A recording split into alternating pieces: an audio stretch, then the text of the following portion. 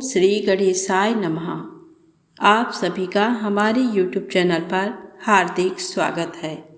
आज आइए सुने करवा चौथ की पौराणिक व्रत कथा। कार्तिक मास के कृष्ण पक्ष की चंद्रोदय व्यापिनी चतुर्थी के दिन करवा चौथ का व्रत किया जाता है। इस साल ये व्रत 1 नवंबर को रखा जाएगा। पति के दीर्घायु एवं अखंड सौभाग्य के लिए इस दिन भालचंद्र गणेश जी की अर्चना की जाती है। करवा चौथ में गणेश चतुर्थी के व्रत की तरह दिन भर उपवास रखकर रात में चंद्रमा को अर्घ्य देने के बाद ही भोजन या फलाहार का विधान है। ये व्रत सौभाग्यवती महिलाएं अपने परिवार की परंपरा के अनुसार करती हैं। इस व्रत को 12 या 16 वर्ष तक लगातार किया जाता है। इसके बाद इसका उद्यापन भी किया जा सकता है। जो महिलाएं आजीवन करवा चौथ का व्रत करना चाहती हैं, वे इस व्रत को कर सकती हैं। आइए जाने करवा चौथ की पौराणिक व्रत कथा। एक साहूकार के 7 लड़के और 1 लड़की थी। सेठानी के सहित उसकी बहुओं और बेटी ने करवा चौथ का व्रत रखा था। रात्रि को साहूकार के लड़के भोजन करने लगे तो उन्होंने अपनी बहन से भोजन के लिए कहा। इस पर बहन ने बताया कि उसका आज व्रत है और वह खाना चंद्रमा को अर्घ्य देकर ही खा सकती है। सबसे छोटे भाई को अपनी बहन की हालत देखी नहीं जाती और वह दूर पेड़ पर एक दीपक जलाकर चलनी की ओट में रख देता है, जो ऐसा प्रतीत होता है जैसे चतुर्थी का चांद हो।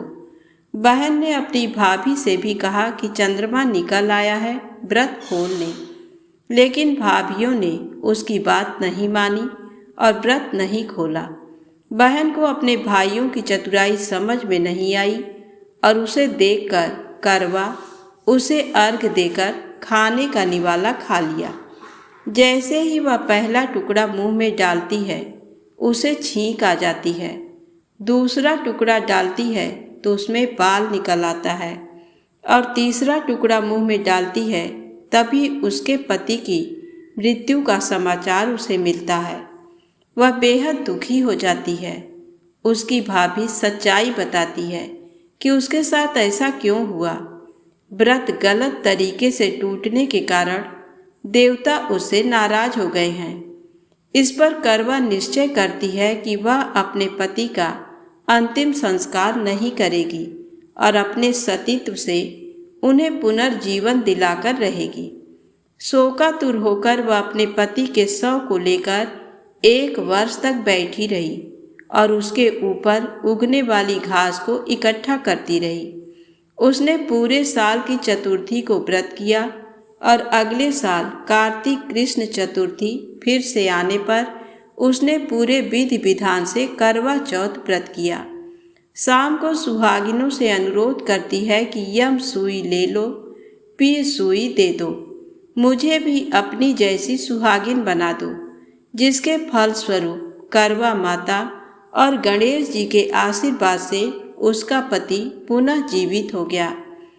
जैसे गणपति भगवान और करवा माता ने उसकी सुनी, वैसे सभी की सुने, सभी का सुहाग अमर हो। तो प्रेम से बोले गणेश जी महाराज, करवा माता की जय हो।